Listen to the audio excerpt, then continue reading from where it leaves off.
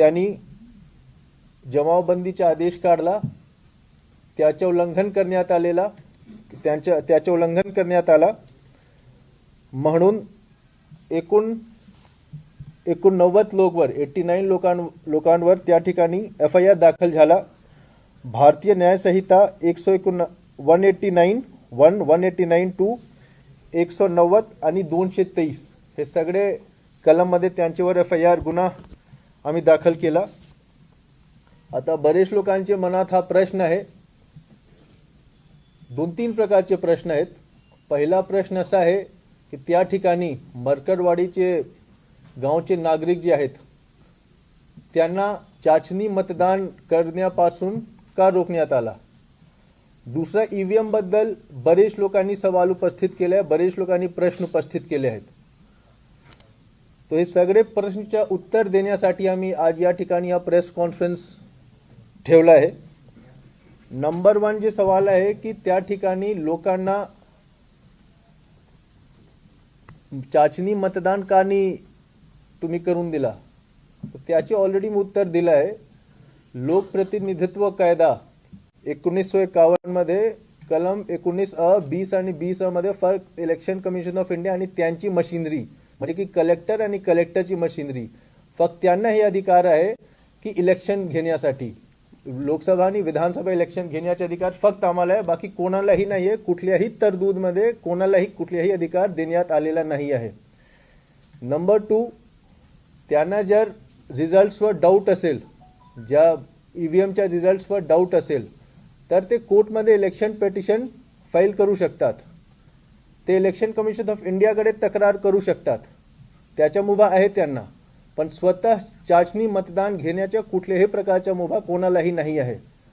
उदाहरणासाठी जर कोणाला असं वाटलं की पोलीस फोर्स बरोबर काम करत नाही, त्यांना न्यायालयातून बरोबर न्याय मिळत नाही, तो याचे असा अर्थ नाही झाला की तुम्ही स्वतःच्या पोलीस फोर्स किंवा स्वतःच्या जेल सुरू करू शकतात। तो सरकारचा काम आहे, तो इलेक्शन कमिशन ऑफ इंडियाचा काम आहे, तो आमच्या ॲडमिनिस्ट्रेटिव्ह आणि कॉन्स्टिट्यूशनल मशिनरीचा काम आहे।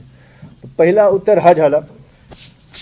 दुसरा जो प्रश्न बरेच लोकांनी उपस्थित केले EVM बद्दल, ते EVMचा जो प्रोसेस आहे त्याच्याबद्दल मी थोडक्यात आपल्याला सांगतो। आम्ही वारंवार प्रेस कॉन्फरन्समध्ये EVM बद्दल सर्व प्रकारची आम्ही जानकारी दिली आहे, तरी सुद्धा EVM बद्दल मी पुन्हा एक वेळी त्यामध्ये काय काय सेफगार्ड्स आहे, काय काय चेक्स अँड बॅलन्सेस आहे त्याबद्दल मी विस्तारपूर्वक सांगतो। नंबर 1, EVMचा जे प्रोसेस सुरू असतो तो त्याच्या आम्ही म्हणतो फर्स्ट लेवल चेकिंग FLC। आम्हाला मॅन्डेटरी आहे की 5 VVPAT आम्हाला मोजायची आहे प्रत्येक असेंब्ली कॉन्स्टिट्युएन्सीमध्ये इलेक्शनचे काउंटिंग झाल्यानंतर। आता यामध्ये एक रूल 56D आहे, 56D। त्यामध्ये कॅन्डिडेट सांगू शकतात की आम्हाला हा जो मशीन आहे, हा जो बूथ आहे त्याच्या VVPATच्या मोजणी करून दाखवा। मार्च मध्ये एकही ॲप्लिकेशन आला नाही, ज्या उमेदवारांनी आक्षेप घेतलाय त्यांच्याकडून पण हा आला नाही की अमुक मार्केटवाडीचा तुम्ही VVPAT काउंट करून दाखवा मला, त्यांनी ॲप्लिकेशन केलं नव्हतं। त्यानंतर अजून एक प्रावधान असा दिला आहे की तुम्ही कुठल्याही बूथच्या मायक्रो कंट्रोलरच्या चेकिंग करण्यासाठी तुम्ही ॲप्लिकेशन करू शकता। त्यावर बेलचे इंजिनियर्स येतात आणि ते 1000 वोटच्या पुन्हा मॉक पोल करतात आणि तुम्हाला दाखवतात की तो रिझल्ट बरोबर आहे किंवा नाही। त्याच्याबद्दल पण मार्क्सशिटतून कुठल्याही प्रकारचे ॲप्लिकेशन आमच्याकडे आलं नाही। आता हे सगळे EVM बद्दल मी टेक्निकल ॲस्पेक्ट सांगितला, त्यामध्ये पॉलिटिकल पार्टीच्या किती जास्त इन्व्हॉल्वमेंट आम्ही करून ठेवतो, त्यांच्या समोर सगळे गोष्टी पारदर्शकप्रमाणे करण्यासाठी आम्ही त्यांना सहभागी करून घेतो। हे सर्व गोष्टीबद्दल मी डिटेलमध्ये विस्तारपूर्वक सांगितलं आहे। तिसरा असा आहे की जेव्हा आपण आक्षेप करतात तर आपला पुरावे द्यावे लागते। जर मी सांगितलं की हा माणसने अपराध केला आहे तर मला साबित करावे लागेल तर तो माणसने अपराध केला आहे, तो माणसला साबित नाही करायचे आहे की त्यांनी अपराध केला नाही आहे। तर जर आक्षेप आहे, आपल्याला आक्षेप आहे तर आपण पुरावे सादर करा, इलेक्शन कमिशन ऑफ इंडियाकडे सादर करा, आमच्याकडे सादर करा किंवा हायकोर्टमध्ये सादर करा। कुठल्याही प्रकारच्या पुरावे मी म्हणतो तो आतापर्यंत त्यांनी सादर केला नाही आहे। जेवढे वोट अपेक्षित आहेत तेवढे वोट मिळाला नाही, हे कुठल्या प्रकारचे एव्हिडन्स नसतो आहे। तो हा एक गोष्टी असा लक्षात ठेवला पाहिजे। चौथा असा आहे की त्या ठिकाणी मी चाचणी जे मॉक पोल जे थांबवून दिला मरकटवाडीमध्ये, त्याच्या क्रेडिबिलिटी काय आहे?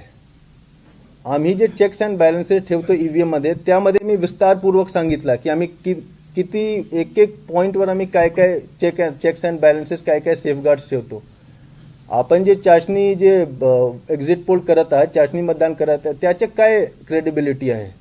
आपण काय काय सेफगार्ड ठेवता आणि कुठला काय गॅरंटी आहे की मी ज्याला ॲक्च्युअल पोलमध्ये ज्याला वोट केला त्याला तो माणसला आम्ही हे मॉक पोल जे तुम्ही कंडक्ट करणार होता त्यामध्ये तुम्ही तोच माणसला वोट करणार आहे प्रत्येक माणूस, ह्याचे कुठल्याही प्रकारची गॅरंटी नाही आहे. आणि पुन्हा मी सांगतो की इलेक्शन कंडक्ट करण्याचे जे अधिकार आहे तो इलेक्शन कमिशन ऑफ इंडियाच्या शिवाय आणि त्यांची मशिनरी म्हणजे आम्ही त्यांच्याशिवाय कोणालाही नाही आहे. इसलिए हमने इतना सीरियस कदम वहाँ पे उठाया था. त्या ठिकाणी आम्ही 89 लोकांवर FIR केला.